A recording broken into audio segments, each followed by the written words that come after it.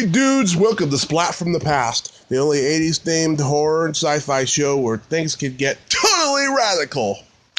Now today, I will be welcoming one of the great rock drummers of his day, of probably the 80s, and I am talking about Johnny Vatos Hernandez, the drummer for the classic new wave band Oingo Boingo. Yes, I am just so fucking excited. I've been an Oingo Boingo fan my whole life, and I'm having him on the show today to talk about all those years that he was in the band. You may remember them. They did the theme song for the classic teen movie Weird Science, but they also did so many other great songs. Wild Sex in the Working Class, Only a Lad, Nothing to Fear But Fear Itself, and so many other great songs. Just Another Day, and I'm having him on today to talk about that. They also had a role. They played at the party in Back to School, the Rodney Dangerfield movie as well. And I can't wait. It's going to be just awesome. This is going to be a great interview. I'm excited. So, here is my interview with Johnny Vatos Hernandez.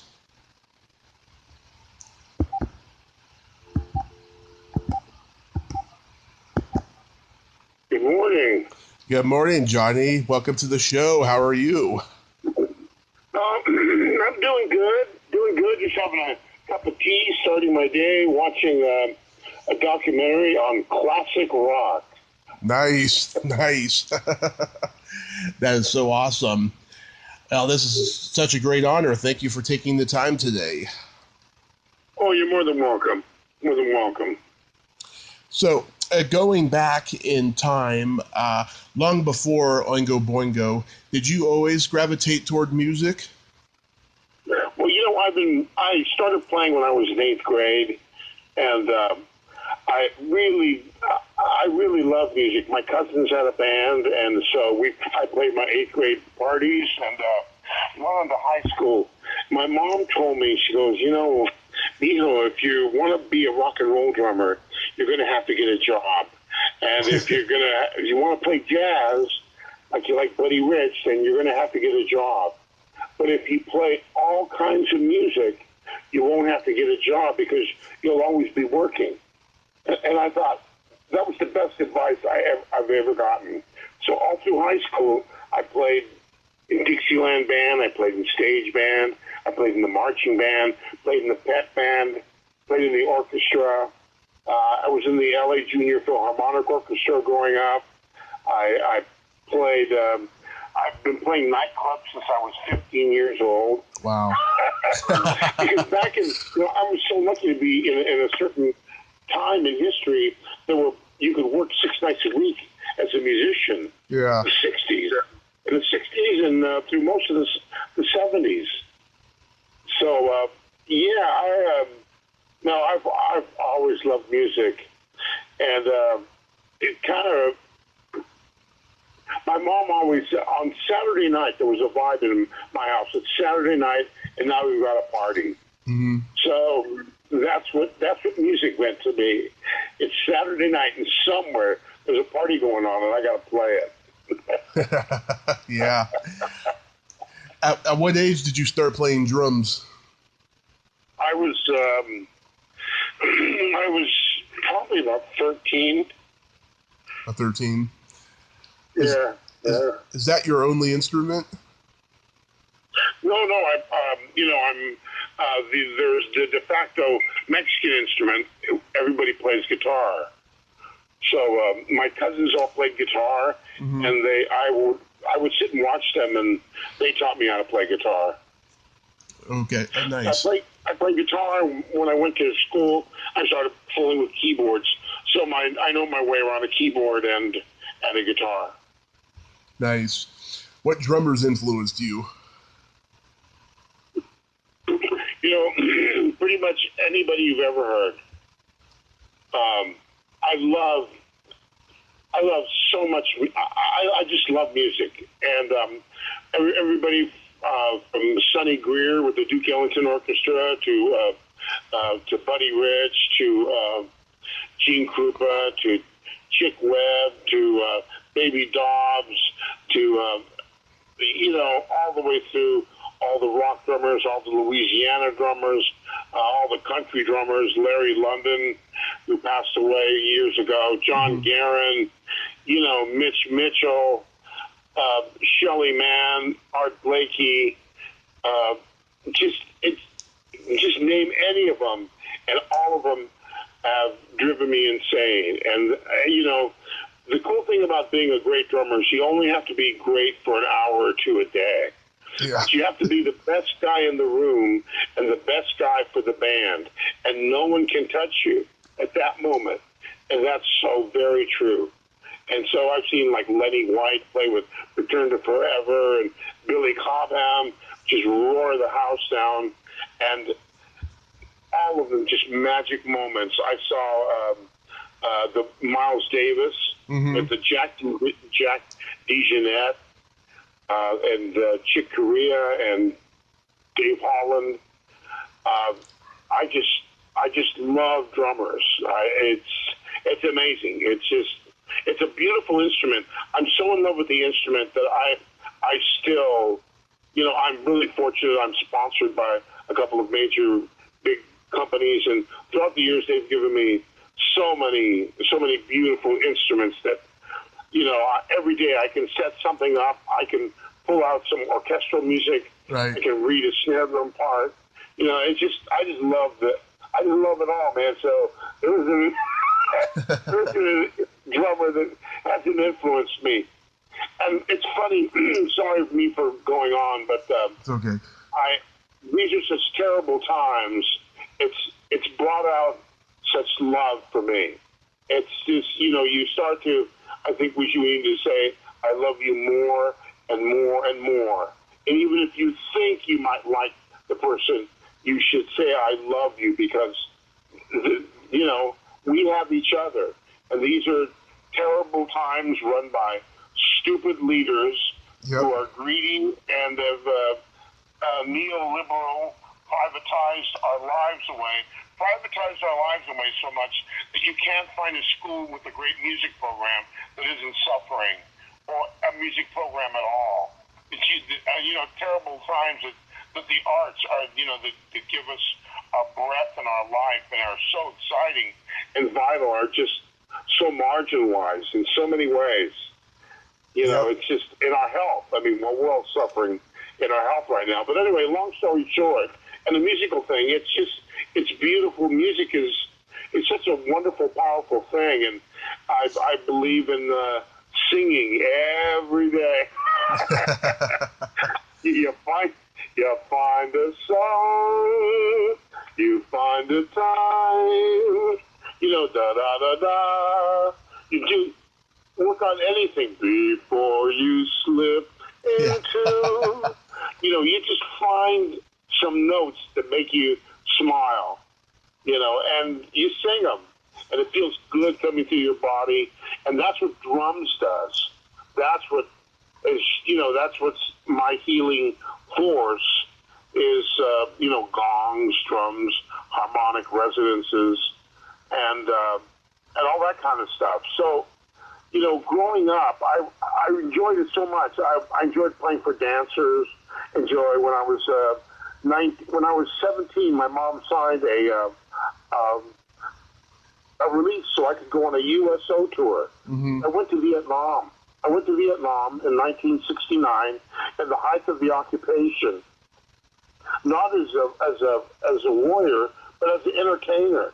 And I went in there waving and smiling at everyone, and people looked at me like I was out of my mind.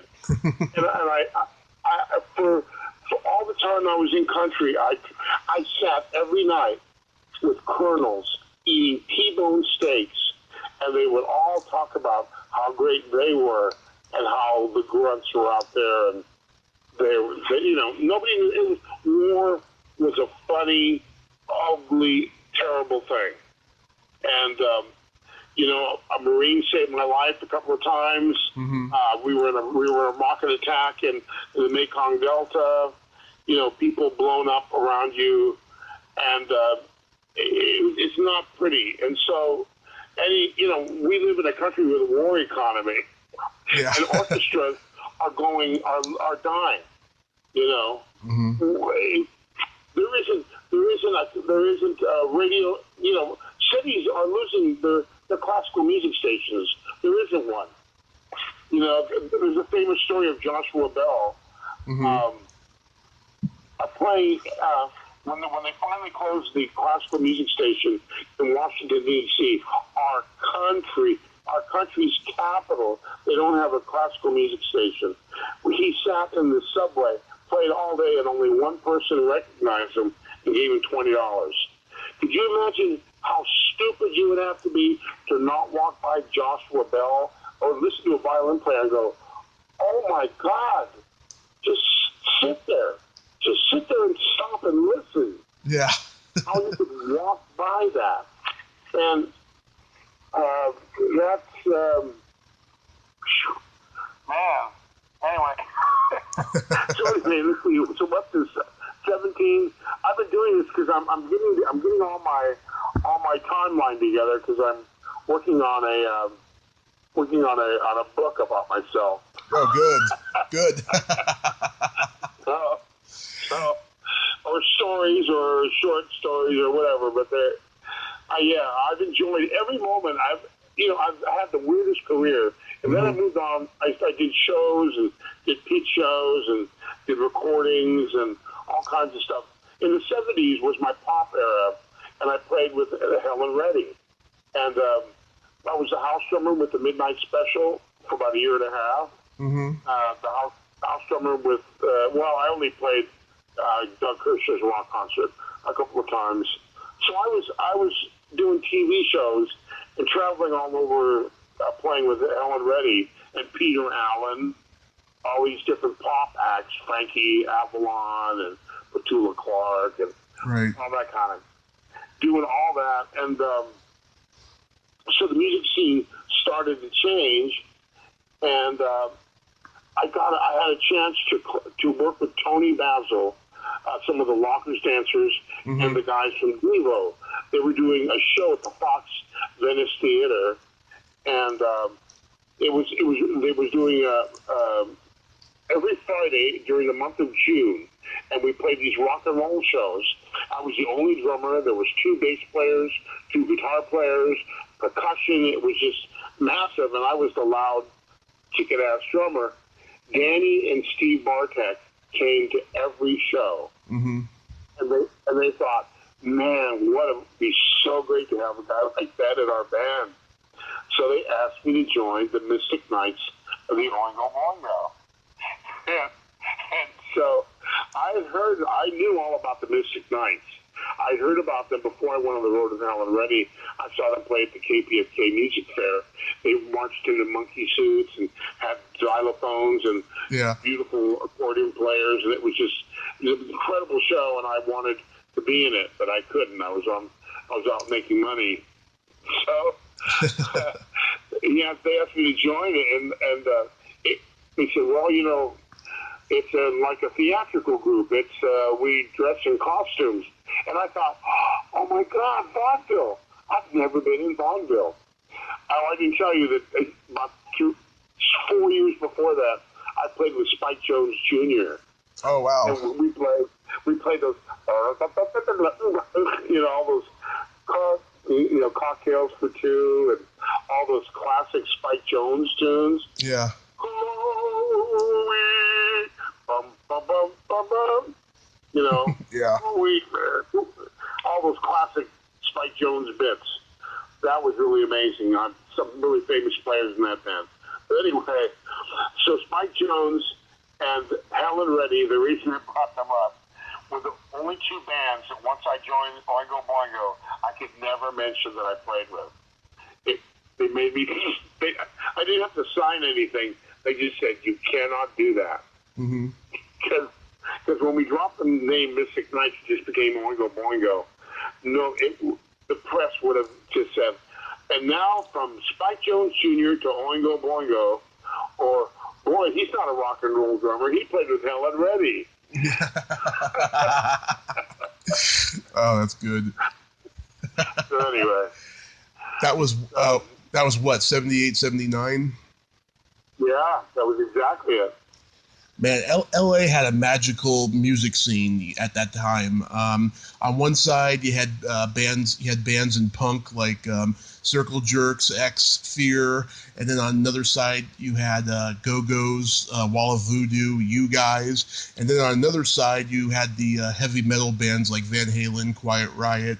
Later, Motley Crue, Dokken, A Great White, and Rat. I mean, L.A. had such a magical music scene in those days. Now it's just a shit show. Yeah, I don't understand why. People say classic radio stations or just marketing have kind of done all that, but that was a great time. Suburban Lawns was another one of my favorite bands from that era. Mm-hmm. With Sue Tissue, we love that band. Oh, that was a great band. But it was quite a diverse scene. It was actually really exciting. I don't know what has happened, or I think the business is so at such a full of shit state right now that you get if you're a young kid, you get a 360 deal and they own everything. Mm-hmm. Or you're out there struggling and you're never going to really be heard. You're not going to be really given the credit, and it's almost like the business is fighting you because you won't give it up. You won't give up all your shit. For instance, there's friends of mine. I've drummer friends of mine are from Nashville, and so they've introduced one time a couple of years back at NAMM show. They introduced me to a lot of their friends, and they were these young drummers, young great musicians, and and there's a few of the bands are going to be playing out at the Hilton Hotel, and lo and behold, that year I'm playing with all these rock legends, and we're hanging out at the hotel drinking, and all of a sudden this band shows up, and oh my God, song after song after song, there's like a winner, and the next band comes on and they're like, oh my God, where the fuck? Yeah. They were just amazing, beautiful. I didn't want the rock guys were going, come on, dude, it's 40 of it. I can't even talk to you right now. It was just amazing. I think there was just so much talent.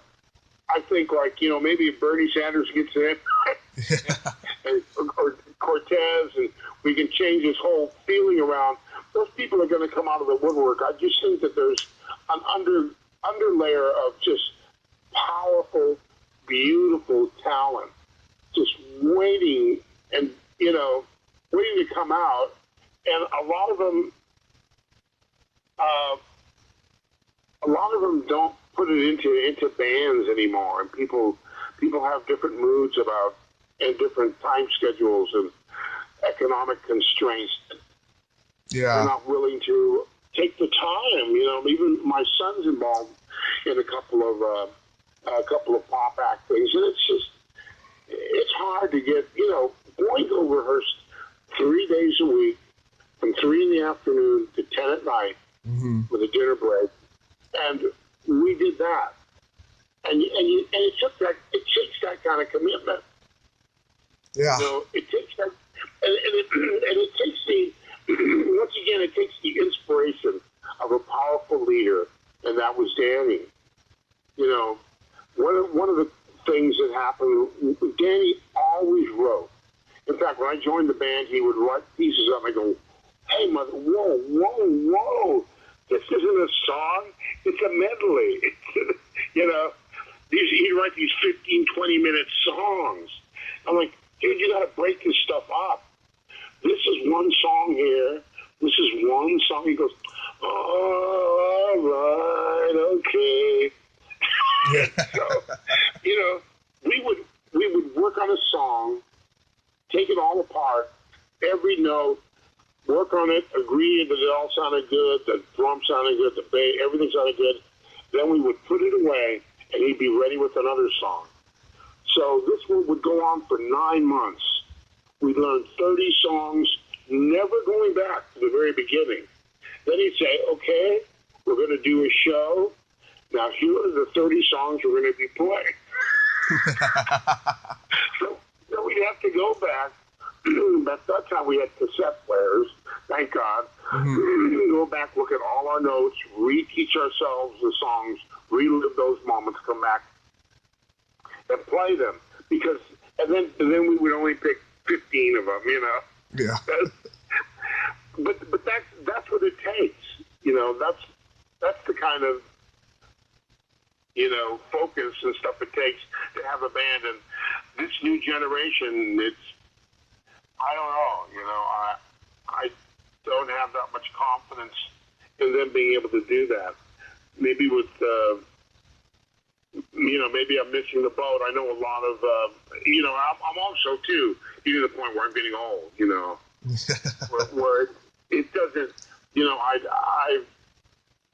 there are things I just don't give a shit about, you know, and that's like sitting in 3 or 4 hours of traffic to go play 2 hours and then drive an hour and a half, you know, you know, back with, for maybe not a fine musical situation or maybe just to rehearse or, you know, I don't have that drive.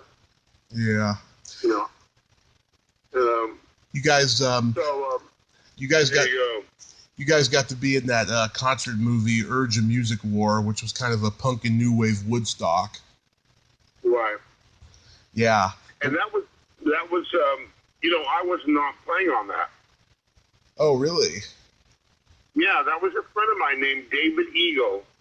And that was a very interesting moment in the band's history, now that you bring that up. So my first wife had enough of me being that person that was having a great time that I was talking about. We got to rehearse 3 days a week and enjoy the mystic nights of the Oingo Boingo. And so, because I had a successful, you know, pop years run doing TV shows and all that, and I went totally bananas and joined that band and made no money. She said, you either quit that band or I'm leaving you. So I quit the band for a month, 30 days. And so I got a friend of mine who I played with in college, and he was a great drummer, played with Alfonso Johnson, great jazz funk drummer. Anyway,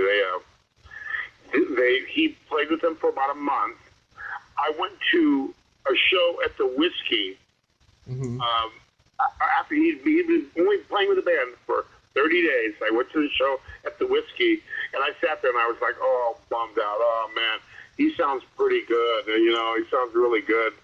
So I went backstage. I go, boy, you know, it was a good show. He sounded pretty good. He goes, we fucking hate him. I said, fire him tonight. I'll see you at rehearsal on Monday. And so they did. They fired him that night. And I showed up at rehearsal the following Monday, and I said, look, don't ever mention this motherfucker's name to me again, right? Yeah. and that's the story. There you go. Oh, wow. I haven't seen it in a long time, so I didn't realize that wasn't you. The other joke is the EP. No one got credit on our EP, our first EP, at me, because of that. Oh. Oh, it was man. like a goodbye, Johnny Vatos Hernandez.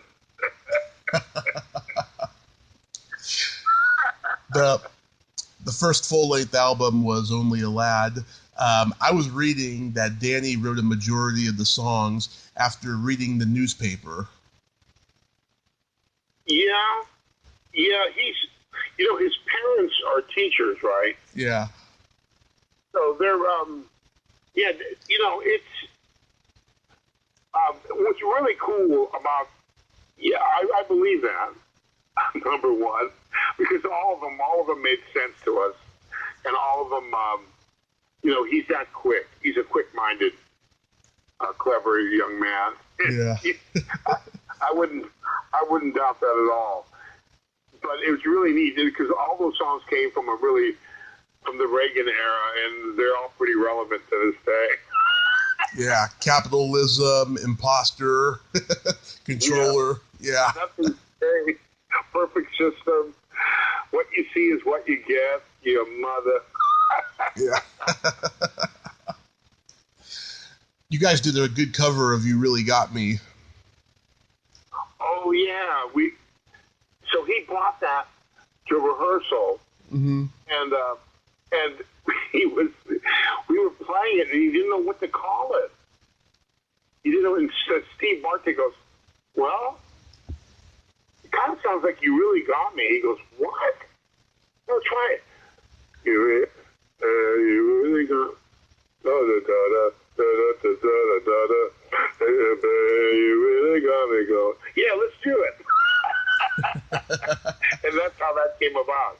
It was Steve Bartek saying, hey, it sounds like it kind of sounds like You Really Got Me. Yeah. I love that. It's got the best drum part. Mm-hmm. It's a bitchin' drum part. It is. And once again, that would have never happened unless it was original music. Unless a bunch of guys sat around and said, this sounds good. Does that sound good to you? Yeah, that sounds good. How's that? Because everybody in the band could say to anyone else, we know what you're doing there sucks. Don't do that. We're playing horns here. Don't play your hi-hat like that. Don't be, Yeah.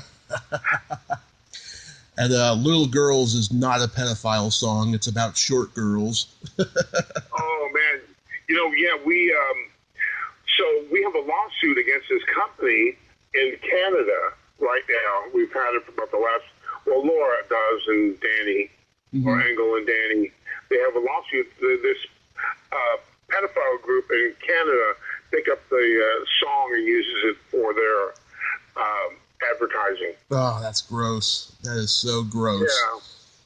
So we'll never play that song again. Oh, that sucks. It's such a great song, even though it's creepy. Yeah, it is. My daughter, when she was 5, she put her hair in pigtails. Oh, Danny likes little girls. Danny likes little girls. And my wife and I looked at each other. Okay. Sure enough, about 3 years later, she goes, that song is gross. Yeah. That's an awful song, Daddy. Yep. Why didn't you tell me? Well, because you wouldn't have understood any. You wouldn't have. Yeah. You guys toured with the Police in Fear during that time. How was that experience? Oh, that was absolutely wonderful, because I was a fan of the Police, and I was afraid of fear. And we got one of the classic Fear stories is we did a Toys for Tots show in Long Beach, a benefit, and we got a great call. Segue. We're sitting at rehearsal. They want us to play a benefit with theater for Toys for Tots. I said, no way. I don't want to do that. And they were all like, what? You don't? No, I don't want to do that. And they all wanted to do it. I said, okay, but for you, we're going to do it. Let's just do it. So sure enough, we get there. It's in the Circus Vargas tent, and it's filled to capacity. There's like 6,000 people in there. It holds 5. It's hot and it's sweaty, and people. The humidity, it's cold and rainy outside, and the humidity from the body heat makes the tent sweat because it's plastic. So it's raining sweat inside this place. And so Fear is playing, and the electricity goes out at the end of their set. So all the lights go on, the lights, and people are swinging from ropes and throwing bottles, and it's just havoc out there. The city of Long Beach says, we got to close this down. Danny goes, no. You close this down right now, you're going to have a riot, and people are going to get hurt. So we were right next to a Long Beach stadium, said, get some big cords, plug into the stadium electricity, and the show must go on. And so he convinced the city to do that. So they came, they plugged into the stadium electricity. We went out on stage, and I was 4 feet above everyone. So all the punks were swinging back and forth in front of them. All of them were in front of them. The entire front row, Danny, Steve, Carrie Hatch, the Horns, all got pelted with beer bottles, spit on. Danny got a mustard bomb in the face. And I was sitting comfortably 4 feet above the stage, laughing at laughing the entire time. I just laughed. I could barely play the drums. I was laughing so hard at the total just havoc. I mean, they were swinging from these punkers with boots were trying to swing on like pirates onto the stage and fighting with. And we played so fast and we kicked ass. That was a pretty classic Fear moment. Yeah, two different ilks of bands there. Oh, that was great, man. It was a great moment. But the Police were always just stunning. You know, I love touring with the Police. Yeah. And, you know, Sting really just kind of left the planet, you know, but but the band itself was really great. Yeah. And then came Nothing to Fear. My favorite song on the album is Private Life. That video is so 80s looking. It totally is. Yeah, you have a full head of hair in that video. When and why did you start the mullet, or the mohawk, I should say?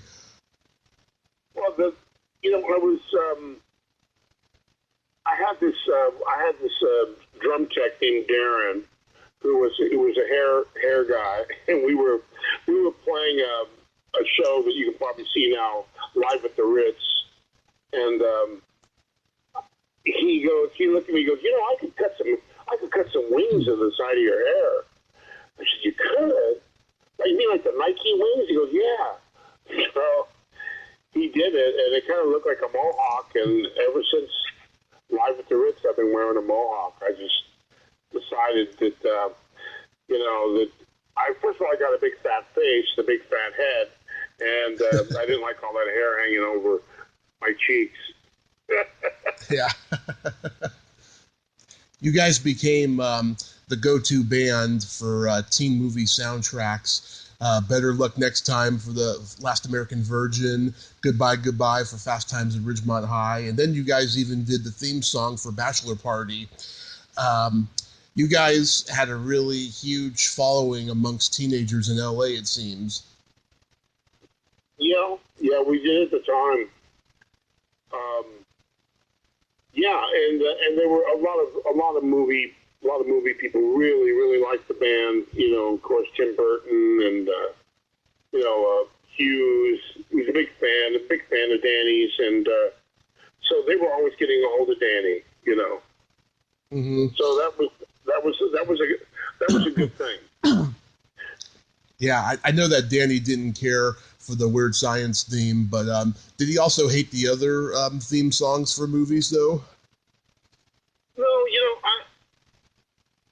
No, I really, first of all, officially, I can't answer anything for Danny, but my observation is, it was just another day, another day at writing music, and he doesn't really like to look back on anything, and and now that he's writing classical music, it's really funny because that's all they do is look back.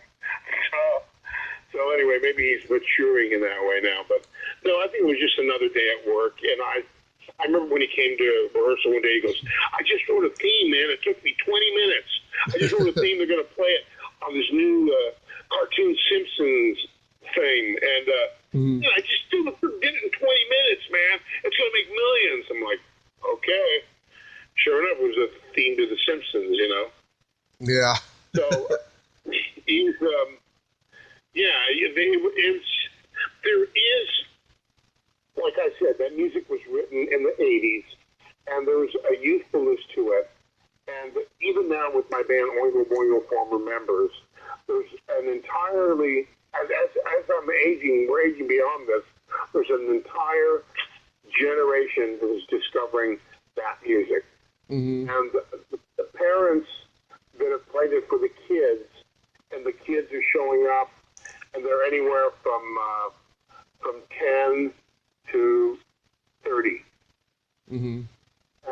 And they're showing up, and they're turning out to be half the audience. So that's kind of an interesting thing about that music.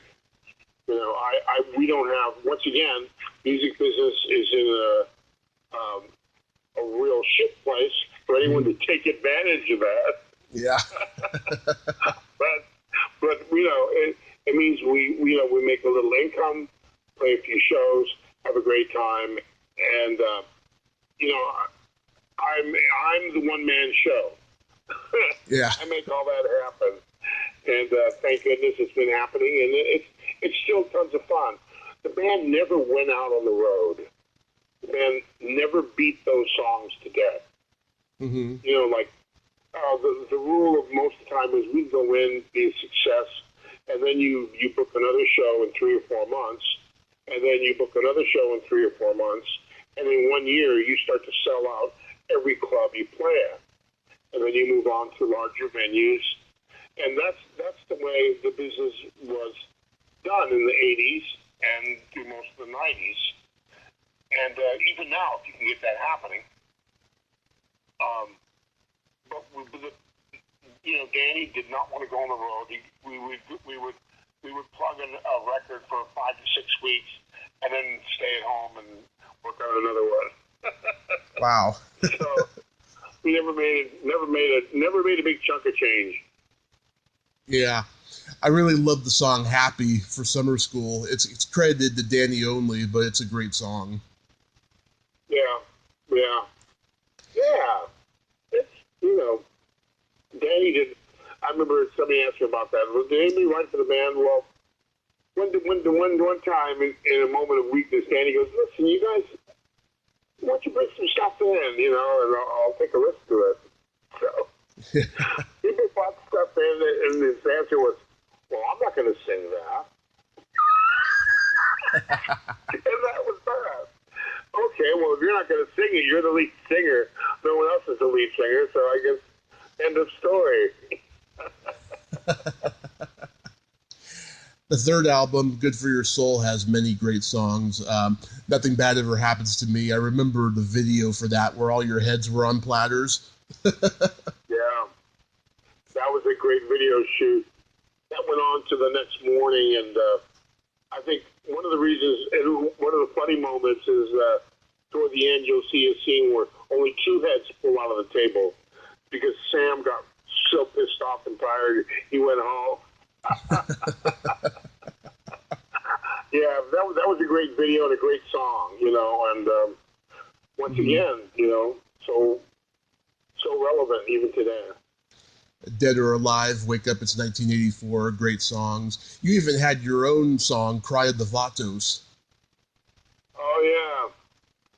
Okay, the story of Cry of the Vatos, we would, like I said, you know, we didn't mind rehearsing 3 days a week.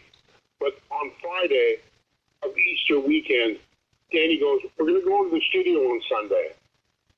And, of course, I look at everyone, we all look at each other and go, "But that's Easter Sunday. You know, some of us want to be home." He goes, "So? I don't give a shit that it's fucking Easter Sunday. Fuck it, we got time at Cherokee." Okay. And we got this new synthesizer. I'm like, Emu just sent us a new synthesizer, a new sampler.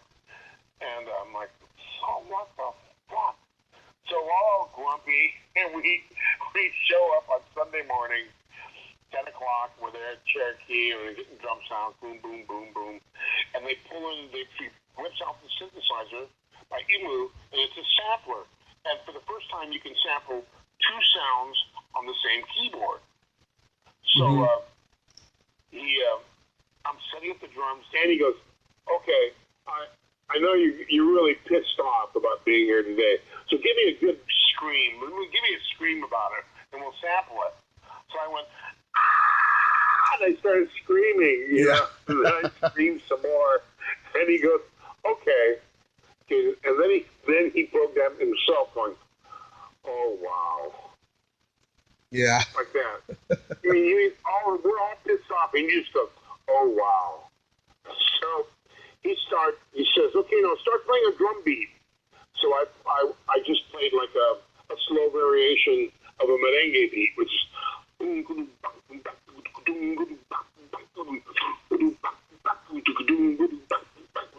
all of a sudden you hear this,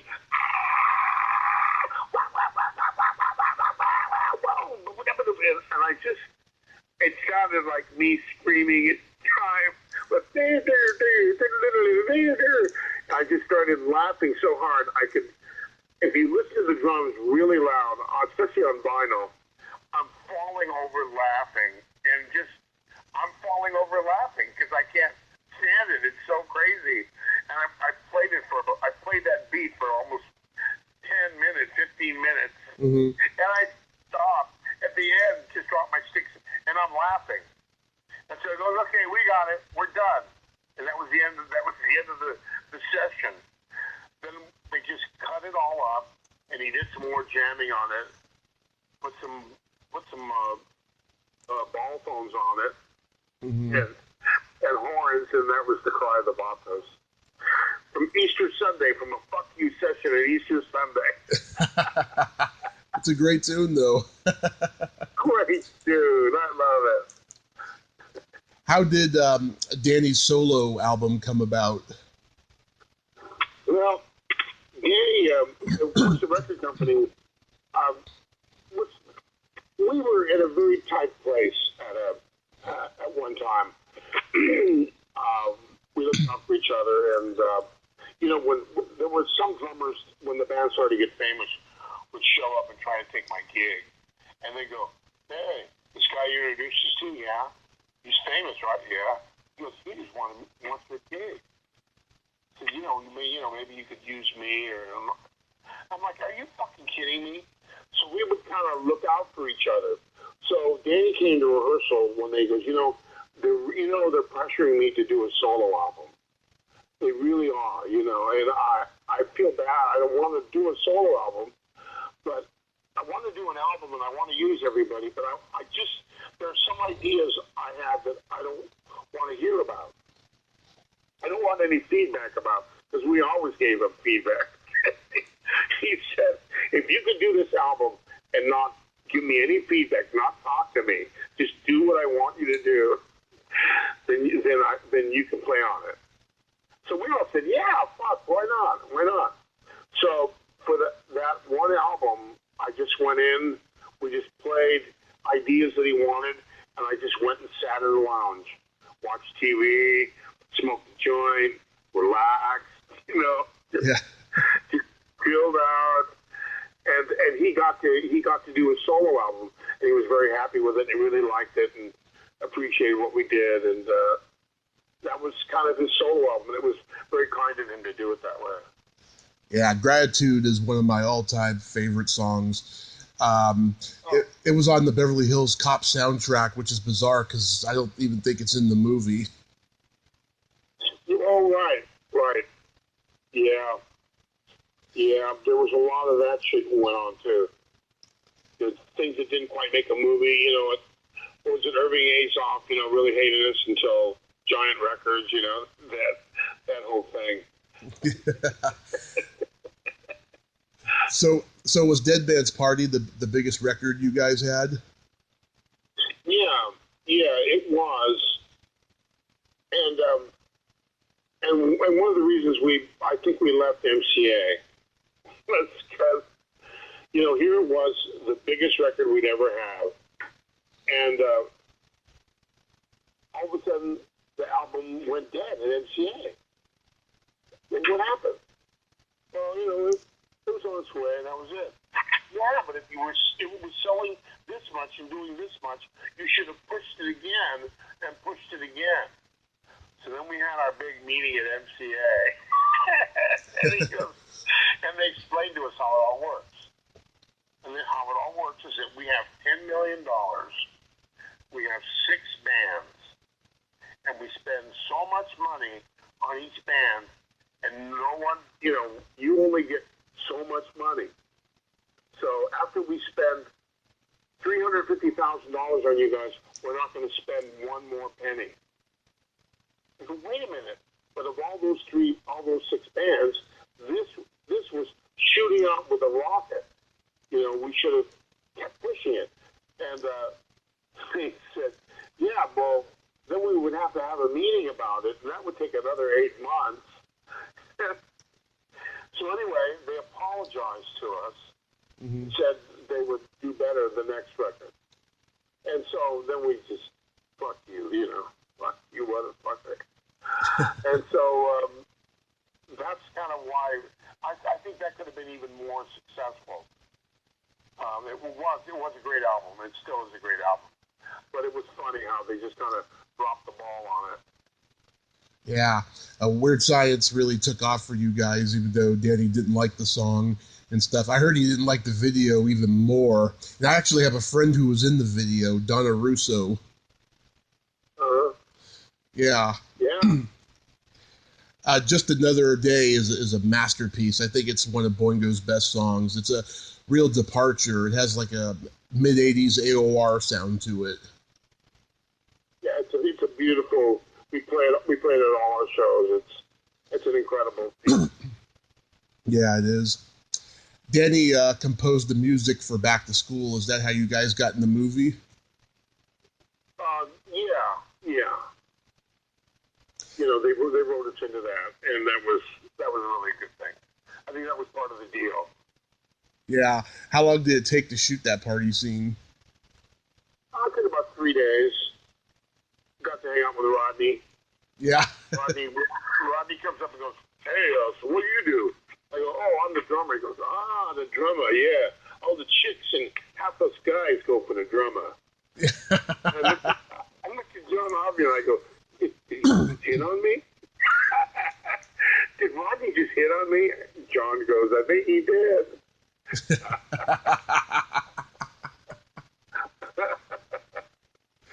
Yeah, that was really that was an interesting shoot.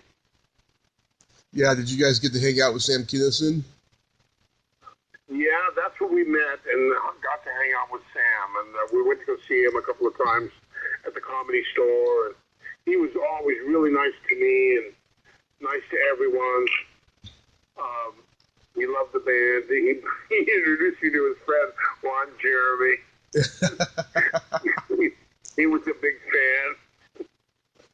So I didn't know what to say. I said, I really like your work, Juan.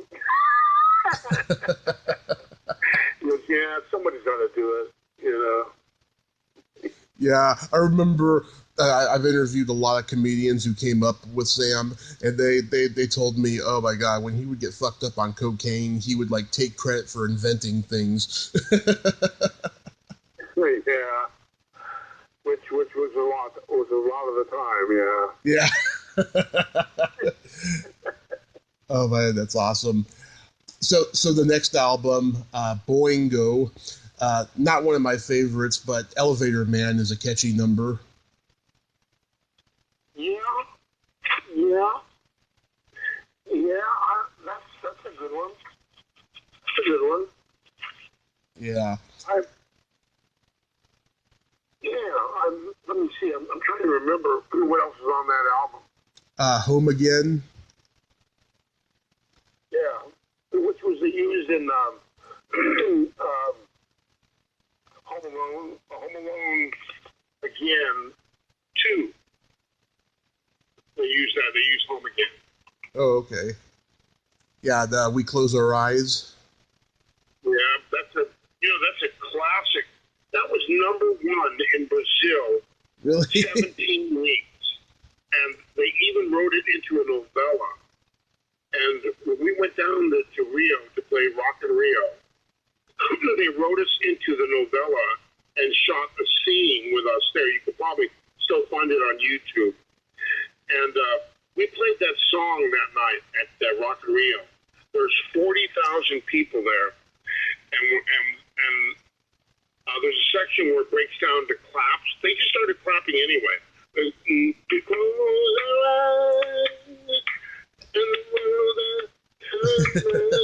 they were all clapping like that.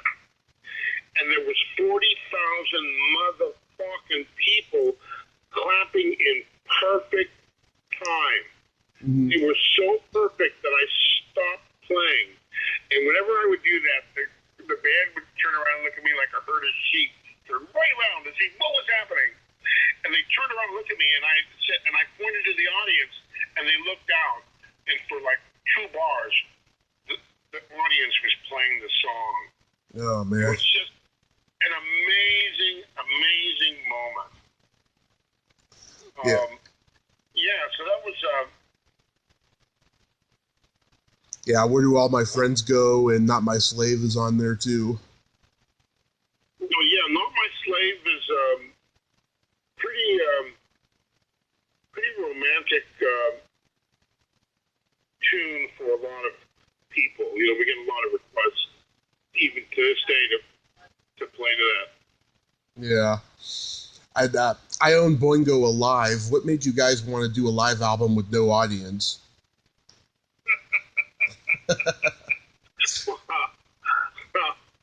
Well, what we did, we had a contractor. I think that was our last one for, was it MCA, I think? Yes. Yeah. So we had a contract arrangement that we had to put out another album. So we did a semi-live album. We were at a Schubert Sounds, at a sound studio, and we drove in the record plant, big trailer, parked it in the park there, and invited, 10, 15, 20, 30 people to come down and Judd the Fish and a bunch of different people. Mm-hmm. And we just plowed out 5 or 6 tunes a day.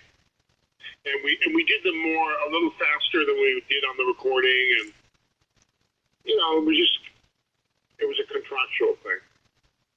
Yeah, there was a controversy in the 70s that Kiss Alive was a studio album with audience reaction added later, and it just some people do that kind of stuff, and I could never understand why. It's like they can't put forth money to do an actual live album. Well, what's hard to understand is what I like to call psychoacoustics. It's the thing that makes me love my instrument the most. It's the thing that keeps guitar players buying that special pedal or buying that special amp. It's that thing that's you can never. It's incredibly difficult to get a studio sound on a live stage. It's just almost impossible. Mm-hmm. It's always going to sound live. It's always going to sound exciting. Jay Giles live, my motherfucking God, that's like rock and roll history. It's like, oh my God, it screams. But, it's not a studio album. And so it is a difficult thing, yeah. I mean, even our farewell album, as well as it did, I mean, we took the tracks back to the studio and overdubbed stuff that wasn't there, or didn't come out the right way. It wasn't quality enough, Mm-hmm. So that's exactly it. The drums were live, so you get those live drums, kind of like Paul McCartney live. You get the same, live at the Forum kind of feel for the drums, but everything else can be doctored, Yeah. The next album, Dark at the End of the Tunnel, that's a pretty dark album. Was there any tension in the band at that point? Yeah, there was starting to get tension already. There was tension because I think we lost the horns for right around that time. For a bit, I think Danny got tired of working with some of the horns. He wanted to be more of a rock and roll band. Mm-hmm. And he was writing more movie music and becoming more his own thing, which is, God bless him, but we were still in a band together. Yeah. So yeah, so that was that one. That was Skin is a nice little doo-wop homage. Flesh and Blood is great. It was on the Ghostbusters 2 soundtrack. I mean, there's a couple of good tunes on there. Yeah, I really love Out of Control. I love When the I lights love the Long Breakdown. when the lights go out. Yeah, When the Lights Go Out is pretty tough. Yeah. Pretty tough. And but really, Try to Believe that was made it in Midnight Run. Mm-hmm. I love that song. It's a powerful love song that's hard to perform when you have an emotional lead singer like I have now, McKeon, who's incredible. But it reminds you of my wife. It's kind of the only love song that I kind of connect to my relationship and my wife and all of that stuff now. Because we were tainted, terrible, mean, rock, thick-skinned people.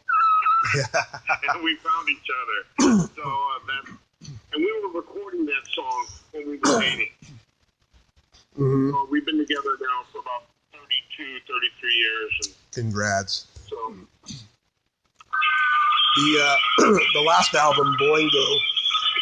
Excuse me.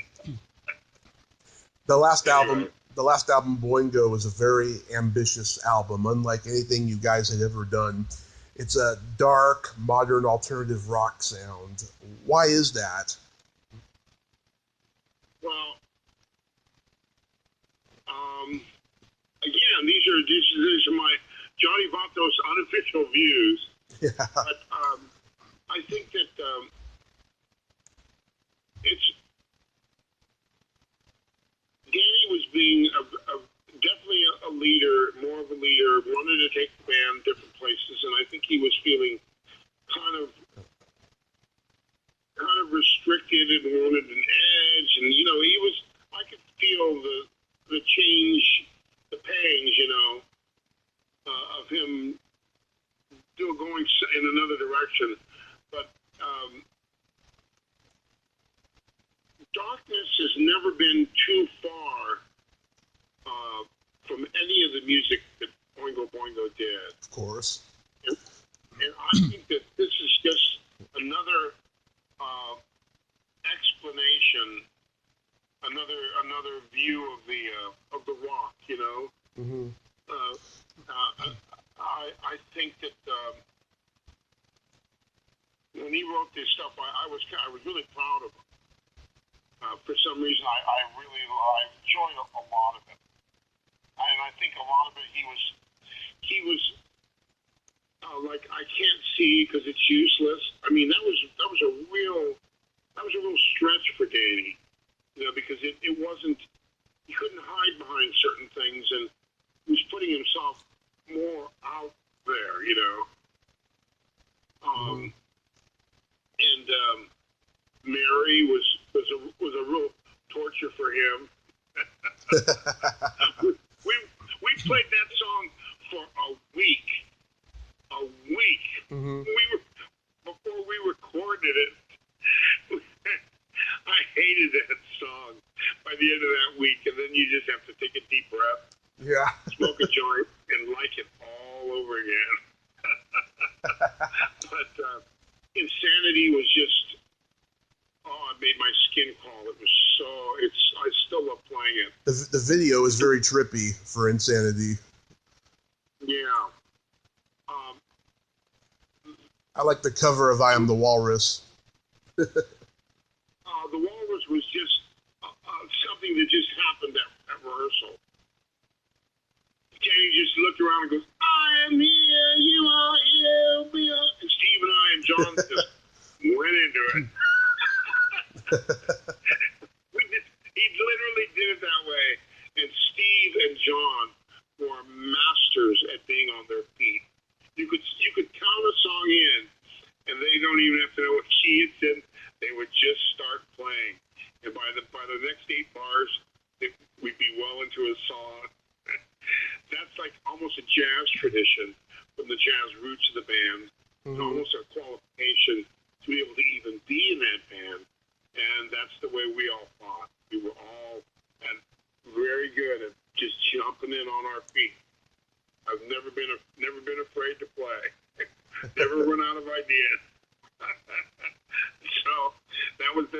that song ended up there. We ended up doing it. I was surprised that happened. Yeah. So when you guys did the farewell show at the amphitheater on Halloween 1995, was it? What was the energy like in that show?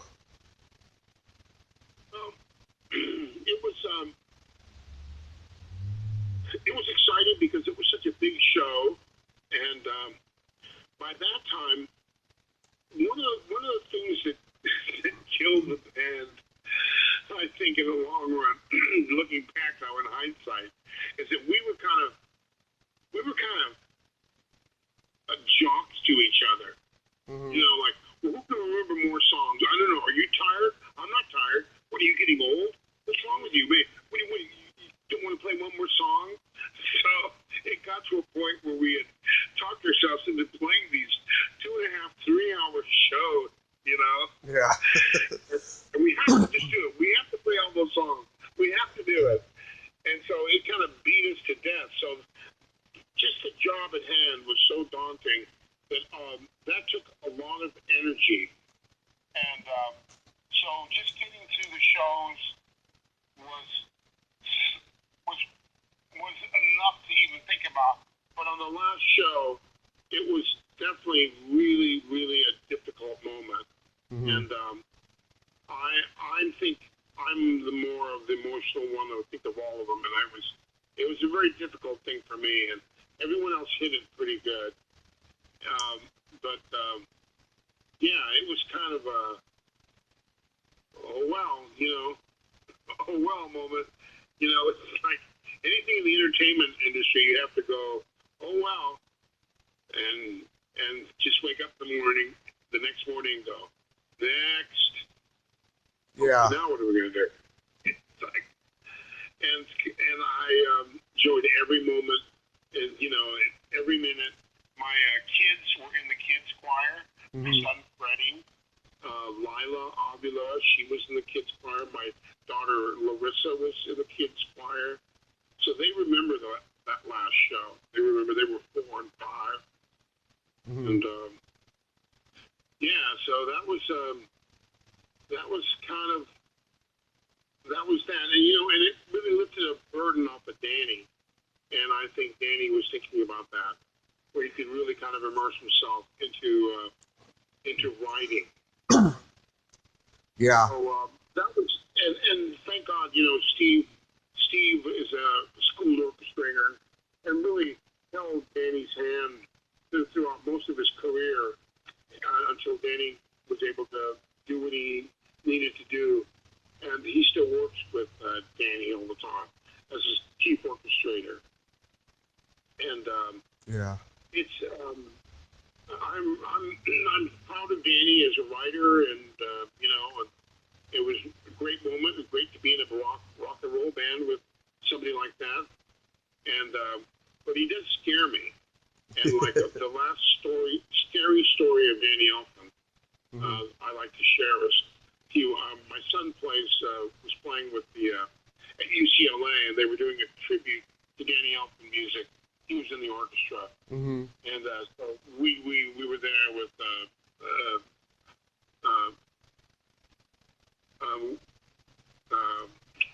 David Newman, the conductor, and we're all there taking pictures, and all Steve Bartek, myself, John Avila, mm-hmm. and Danny wants up to me. I'm like, how you doing, Danny?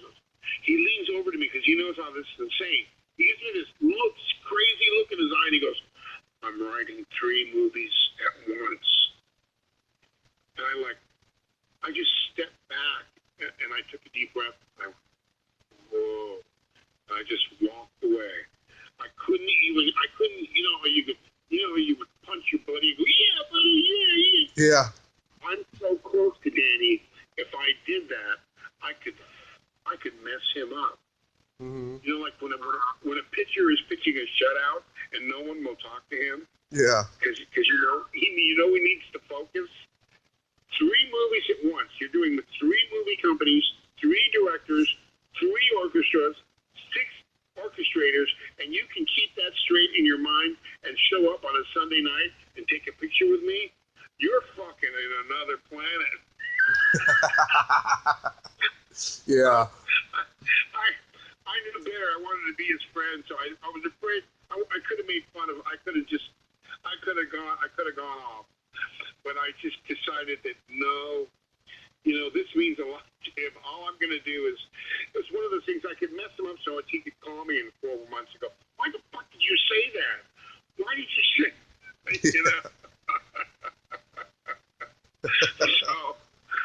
So now I just I'm careful about what I say to him every time I run into him, I see him. Yeah. But I've been a fan of his classical work. The violin concerto he recently did was just absolutely brilliant. And the young gal he had performing it was just beyond belief, stellar. And yeah, man. So and I played with that guy in a rock and roll band. So there you go. In addition to Oingo Boingo, you also played with Tito Larriva and Tarantula. You guys got to be in From Dusk Till Dawn. You got any good stories about that? Oh yeah. Well, see, we were doing this. I just recently saw a TV show in the '90s. Mm-hmm. After Boingo broke up, I was doing a TV show called Culture Clash, mm-hmm. and we were Fox with the comedy troupe Culture Clash. Robert Rodriguez, the director, saw us playing there and wanted myself and Peter Tanasoff and Tito to be in this movie From Dusk Till Dawn. So, and it was a Quentin Tarantino movie too. So all of a sudden, I show up on the first day of taping. Quentin Tarantino wants to go, John, it's so good. I wanted to be in a movie. I knew we should be in a movie together. I told Robert all about you. It's so cool, man. And I knew Quentin when he was selling, when he ran a video store in Manhattan Beach.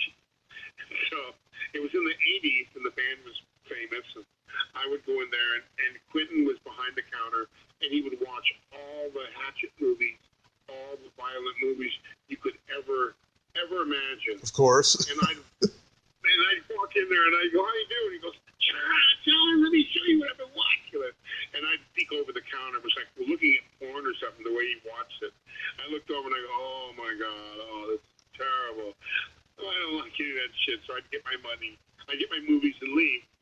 And then he later became a famous director, right? Yeah. And so we were doing this movie, and he goes, I want you to meet my friend, George Clooney. So George Clooney walks in, and I go, hey, how you doing? He goes, hi, George goes, I'm really a fan of you guys, and nice to be working with you in a movie. I go, okay,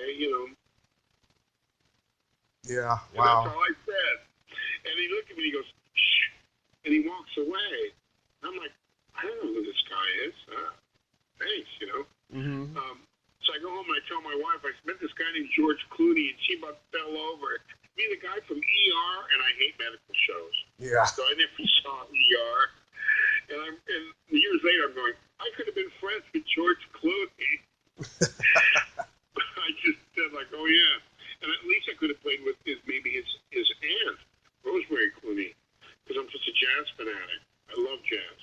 Yeah. Oh, man. Fun to do. But yeah, so From Dusk Till Dawn was really, really good. It took we shot. All those girls were topless. Yeah. All those girls in that Titty Twister bar were topless. So we had 20 topless chicks with their bouncing boobs. And at lunch, there's pictures of me having lunch with them outside in the sun with all of them in their fancy bras. I've been staring at their tits the whole time. So we're doing this scene, and afterwards they got censored, so they had to put, they couldn't show all the bare breasts. Yeah. Somewhere there's footage with all the boobs bouncing, and then there's other ones where they have to put clothes on them. Yeah. So anyway, that was kind of funny. We went to the story I like to tell about that was we were, and Selma, if you're listening to this, I love you. Tito and Tarantula. Tito, we wrote a song about you, Selma Hayek song, in one of our albums. So Selma, I love you, and you're beautiful. Pero es como una habladora. She can talk, right? So we go to the Mexican restaurant around the corner. This happened a couple of times, and she was so beautiful, nobody could sit by her, you know. Yeah. I just sat down. I didn't give a shit. There's going to be 15 people at this table. I just sat down. So I just sat down because everyone was so So we're sitting around, Cheech and Robert Rodriguez, Tito. We're all sitting there, and she's holding court. You know that? She talked the whole time. Her voice, the pitch of her voice, reminded me of one of my relatives. Mm-hmm. One of my relatives that I sort of appreciate talking because that's what she does the whole time at every family party. So I didn't say a thing. Everyone's talking to her. So I get up to go to the bathroom, and Tito told me this story. She goes, when you got up and left, she goes, who is this guy that's just sitting here that hasn't said a word to me? And he goes, well, that's Johnny Vatos. That's all right. He's kind of a grumpy guy. He doesn't talk, doesn't say a whole lot to anybody. So, but I got to sit next to her. She's beautiful, and she smells great. Yeah. Anyway. But it was, that was a great time. Tito, there were bands that opened for Oingo Boingo that became more famous. Yeah. In fact, most bands that opened for Oingo Boingo became famous. The Go-Go's, the Red Hot Chili Pepper, you know. Yeah. And Tito was actually one of them. They, when I saw Tito open for us at the Whiskey, I fell in love with Tito. He was just has this magic, this charisma, and he's such a great writer and performer that I went on tour with him from '95 to 2000, and we did 3 albums together. We dedicated one called Little Bitch, which is my mom passed while we were recording that. So the funny thing is, I love my mother. She was nothing. She was far from a bitch. But we dedicated, my mom's got a dedication on The Little Bitch. Great album. Did a great video. A couple of great videos that are really classics. Yeah, I've been trying to get in touch with Tito forever because I remember him fondly from the Pee Wee Herman Show HBO special in the early 80s. Yeah. Send him a text to contact through Facebook. Oh, okay.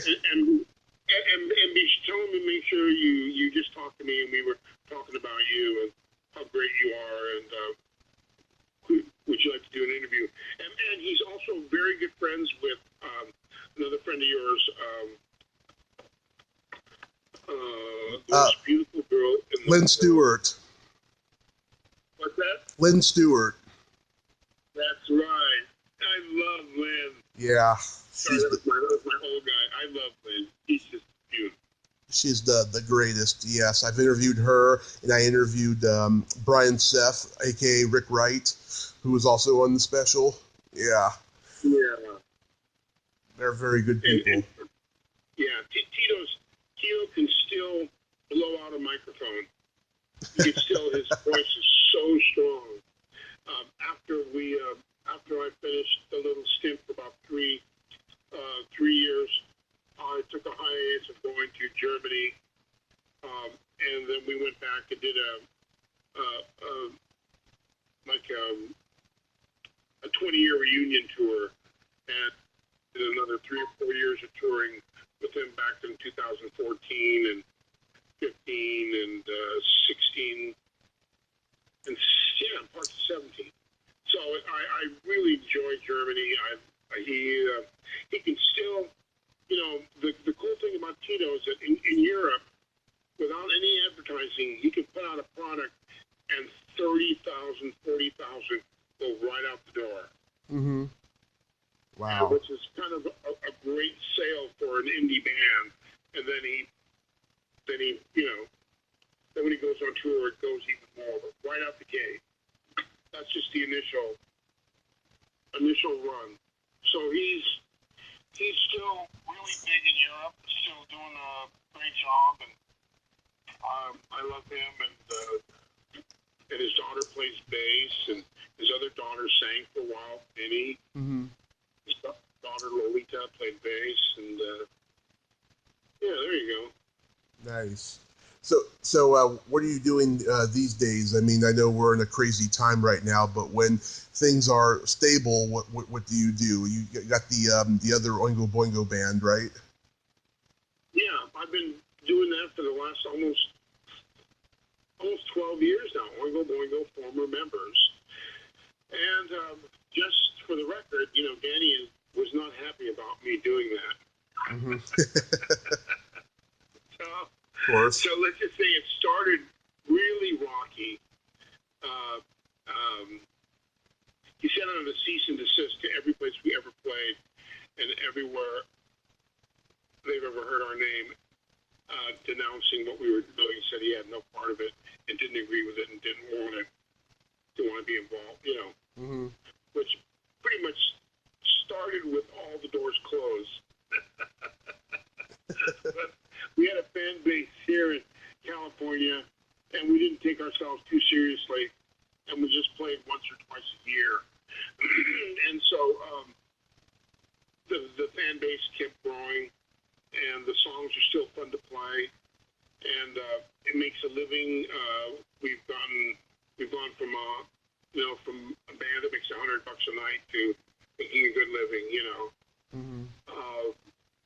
And Steve and John and I and Carl Graves and Sam Phipps, original former members, still have a good time playing it. And we have a great front singer, Brendan McKeon, who is just an amazing, amazing performer. He's taken all this music. He's very respectful, loves, big fan of Danny's. His brother, Bram McCrary, is a famous composer. Mm-hmm.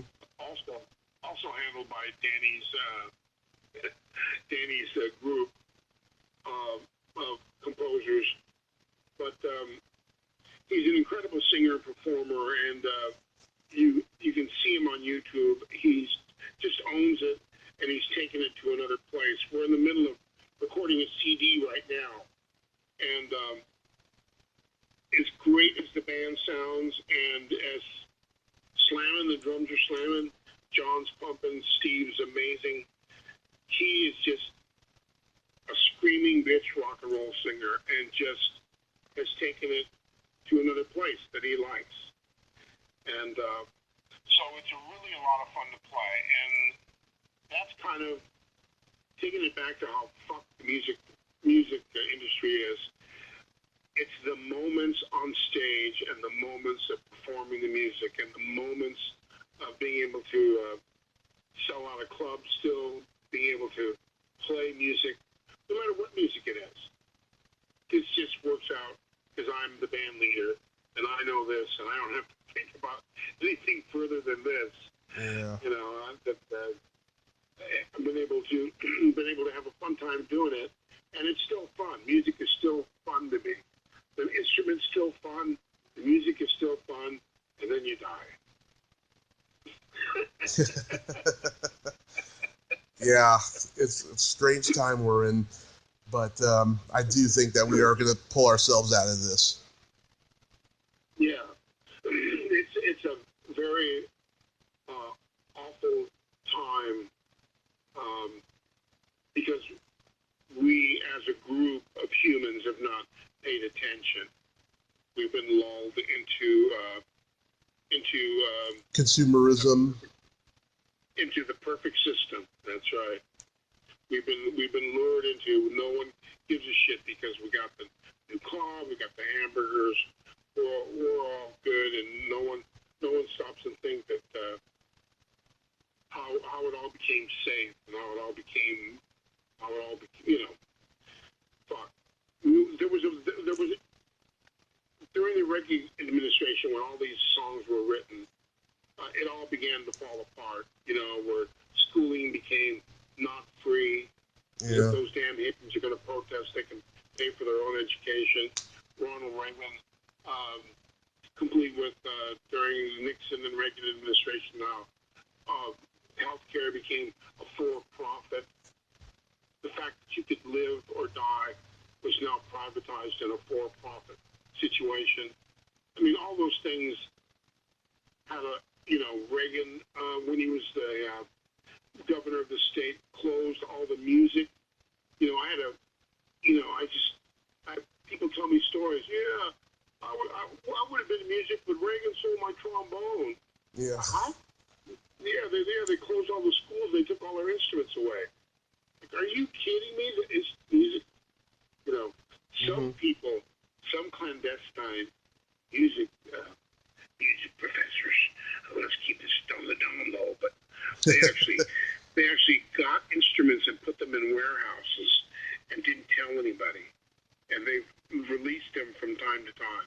I swear to you. Oh man. Like string instruments and pass them around school districts. Yeah, man, it was just these are terrible times because we don't. That's why I love Germany. I love Germany. We set it up during the Marshall Plan. We set up all of Europe. We made them guaranteed to take care of each other. We wrote that into it, and we gave them an international law, the law of the Hague, and all that stuff. And then we wrote ourselves out of that script. That doesn't mean anything to us. That's what we want you to do. So we're the lawless, uncaring, mean, warring nation that we are, and it's got to change. And I, fortunately, the thing that this asshole, the leader, liar in chief, has brought out is that you really know now the people either look at me as a target because I have brown skin. I'm no longer a famous person. I'm just an old guy with brown skin. They either look at you like you're the enemy or they're your friend. And there are more friends. There are more good people out there. There are more of us looking out for each other than the rest of those lunatics. Okay? And let's see, since you're getting the story of my life, and this could be my epitaph, here's a theory of everything. 30% of every social group are crazy, and they're fucking nuts, and they're the people that are out front, they're the people that are our heroes, and there are the people that are ready to bring us down, and then there are the people that make good TV, good entertainment. And 70% of us just want to go to a wedding, just want to have a nice day, just want to watch our kids grow up, just want to enjoy music, just want to enjoy a baseball game, want to see the clouds, want to enjoy ourselves. And so that 30% of the lunatics we have to keep under control, and realize that they're in every group. 30% of policemen are fucking crazy. 30% of musicians are fucking idiots. Yeah. 30% of, just name them all. Name any 30%. 30% of preachers are all lying bastards. 30% of, and 30% of the people voted in this authoritarian white supremacist leader that we have now that has turned us all against each other.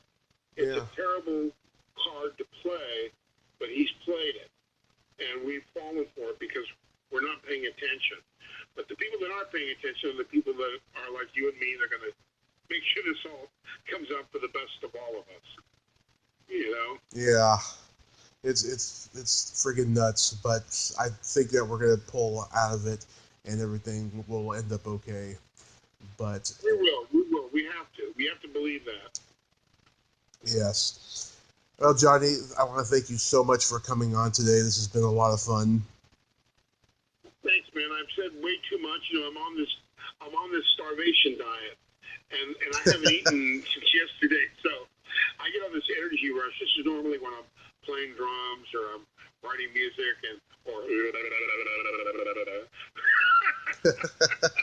or talking way too much. It's all good. I'm on a diet too, so it's all good. All right, man. Good luck. All the best luck to you. I appreciate all the people you've interviewed. I'll start following you and listening to some of them. That'd be great. Thanks again. Get a hold of Tito and tell him hello for me and tell him that you would love to interview him. Yes, I will reach out to him and I will mention your name. And stay safe in this crazy time. I mean, we've already lost Joe Diffie the other day to this thing. It's nuts. I know. Yeah. So please stay safe out there, Johnny. You too, man. All right. Bye bye. Bye bye. Well, there you have it. Johnny Vatos Hernandez. Ain't he a cool dude? Man, he's got a lot of insight and wisdom into the world of rock and just life in general, politics, all that stuff. He is really, really cool. I enjoyed talking to Johnny. If you like this video, everyone, please subscribe to my YouTube channel, add me as a friend on Facebook, join my Tommy Kovac comedian page on Facebook, follow me on Twitter and Instagram, and all that fun stuff. Well, that's all the time we have this week on Splat from the Past. Until next time, this is Tommy Throwback Kovac saying, there's no shame in living in the past, because the present sucks. Later, dudes. Goodbye, goodbye.